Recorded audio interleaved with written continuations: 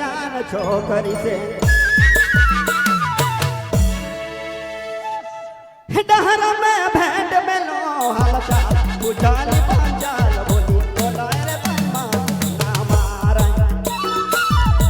DJ Vijay Mobile Main Road Begin हालचाल पूछल याल बदतना माराए रे याल बद का मारा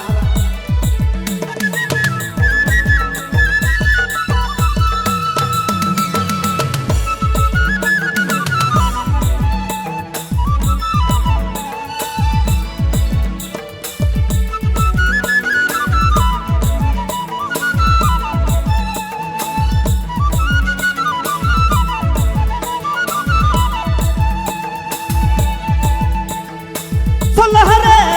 सिंगार करी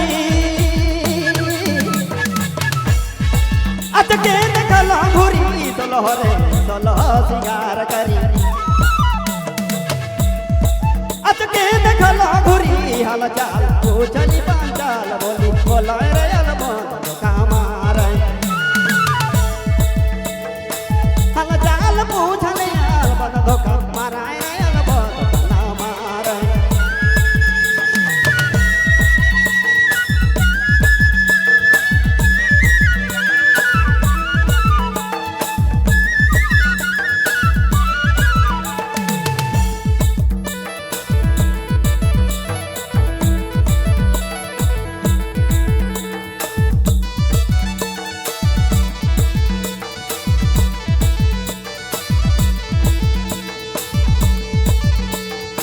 नया जुग नया साला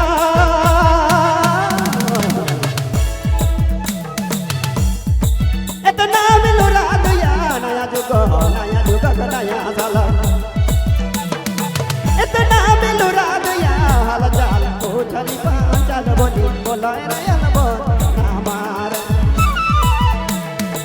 हाल चाल पूछली अलबन ना माराए रे अलबन धोखा देवा